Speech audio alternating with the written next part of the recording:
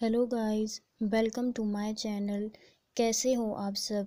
I hope you all are enjoying my videos. तो चलिए शुरू करते हैं हमारा आज का टॉपिक। हमने पिछली क्लास में पढ़ा था बंगाल के गवर्नर जनरल। आई होप आप सभी ने वह वीडियो ध्यान से देखी होगी। तो चलिए फटाफट से कमेंट करके बताइए कि आधुनिक भारत का पहला सैन्य विद्रोह कब और कहाँ हुआ। अमृतसर की संधि किस किस के बीच हुई थी और क्वीन ऑफ हिल्स शिमला की खोज किसने और कब की थी। आप सभी के इन सभी सवालों के जवाब आपको हमारी पिछली क्लास में मिल जाएंगे। तो चलिए फटाफट से वह वीडियो भी देख लीजिए और चलिए हम शुरू करते हैं। अगला गवर्नर जनरल हमने पढ़ा था लॉर्ड हेस्टिंग्स तक, जिसका टाइम पीरियड 1813 से लेकर 1823 तक था। इसके बाद बंगाल का अगला गवर्नर जनरल लॉर्ड एमरस्ट बनता है, जिसका टाइम पीरियड 1823 से लेकर 1828 तक होता है। इसके टाइम पीरियड पे सबसे पहले आंग्ल बर्मा युद्ध होता है, जो कि 1824 से 1826 तक चलता है। आंग्ल बर्मा युद्ध, बर्मा जिसको आज की डेट में म्यांमार के नाम से जाना जाता है, यह युद्ध 1826 में यांडबू की संधि के साथ ही खत्म होता है। अभी पीछे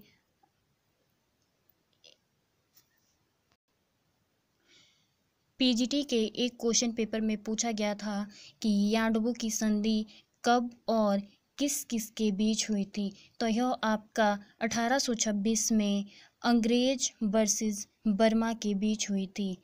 इसके बाद आधुनिक भारत का दूसरा सैन्य विद्रोह होता है, जो कि बैरकपुर में 1824 में होता है।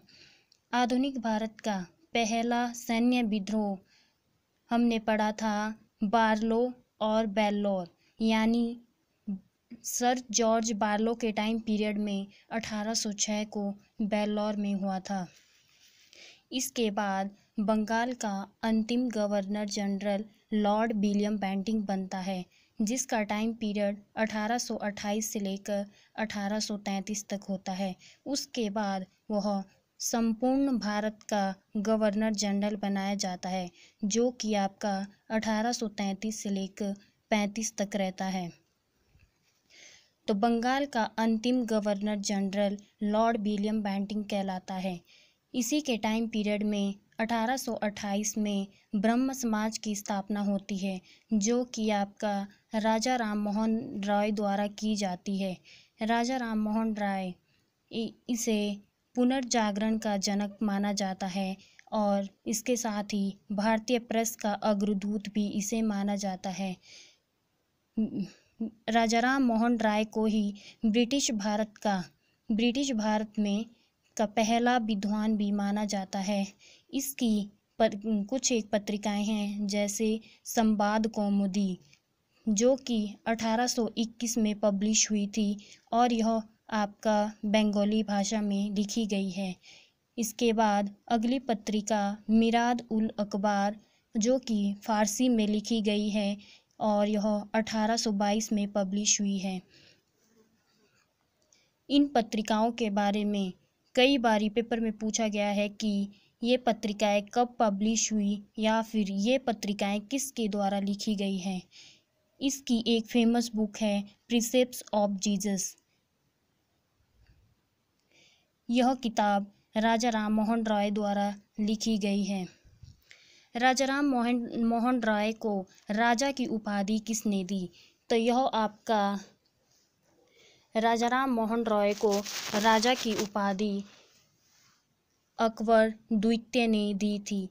अकबर द्वितीय ने राजा राम मोहन राय को ब्रिटिश के पास पेंशन बढ़ाने के लिए भेजा और इसी के चलते उसने राजा राम मोहन राय को राजा की उपाधि से सम्मानित किया।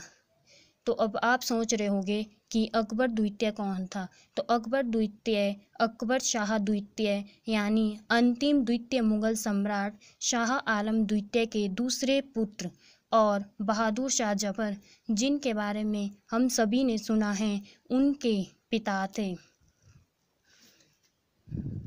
इसके बाद नेक्स्ट है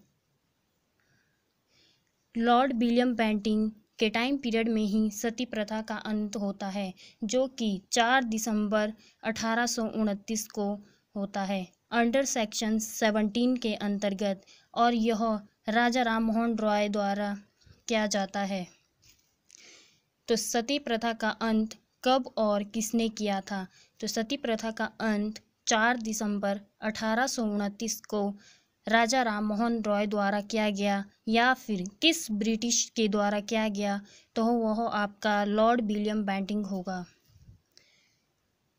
इसके बाद 1830 में इसने ठगी प्रथा को ख़त्म किया, जो कि कर्नल सुलेमान के द्वारा किया गया, परंतु किसके टाइम पीरियड पे किया गया? वह आपका लॉर्ड विलियम बेंटिंक के टाइम पीरियड में किया गया। इसी के साथ ही इसने बालिका यानी शिशु वध पर भी प्रतिबंध लगाया था। इसके बाद 1833 में एक एक्ट आता है जिसको हम चार्टर एक्ट के नाम से जानते हैं। इस एक्ट के तहत बंगाल के गवर्नर को संपूर्ण भारत का गवर्नर जनरल घोषित किया गया।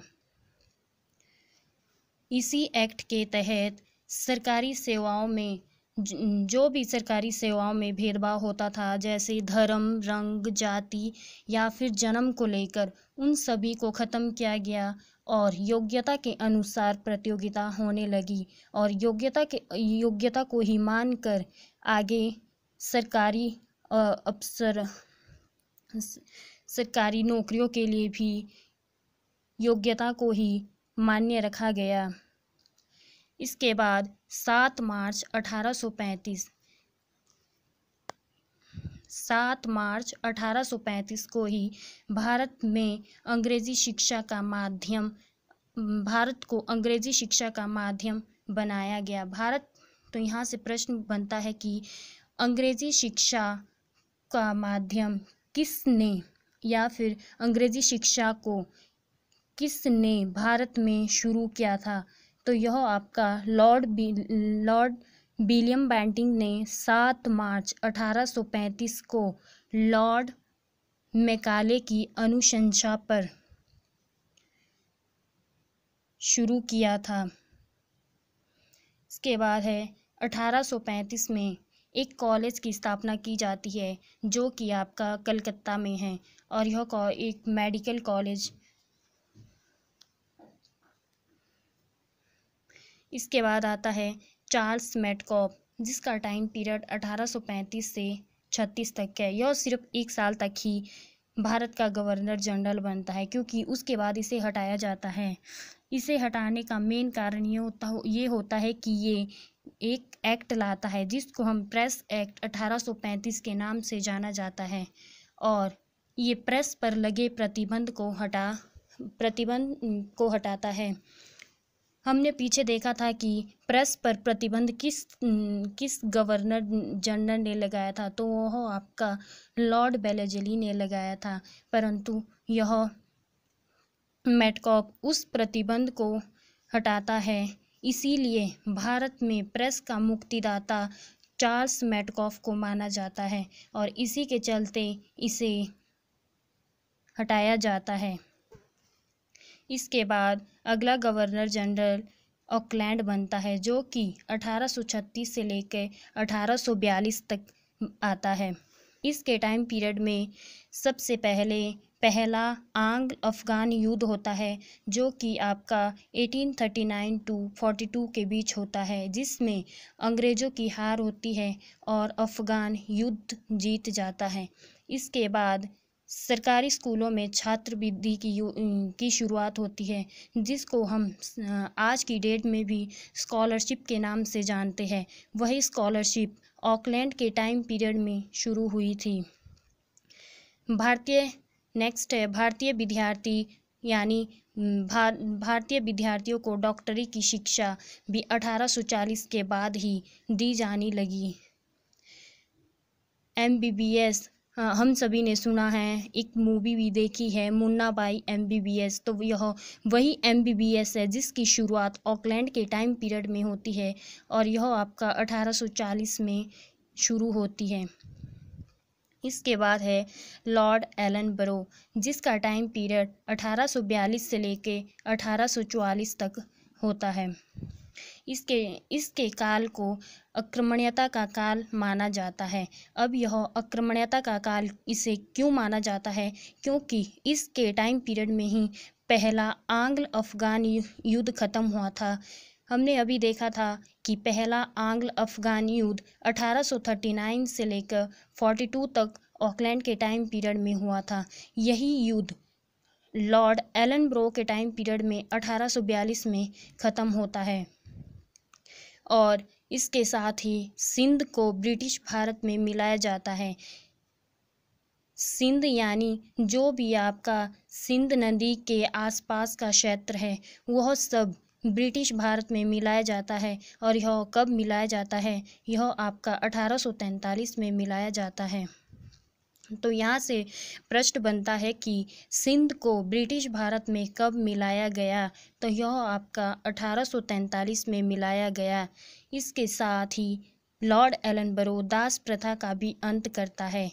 यह दास प्रथा 1843 एक्ट 5 के तहत इसे ख़त्म करता है। हमने पीछे देखा था कि दासों के व्यापार पर भी रोक लगाई जाती है, तो वह रोक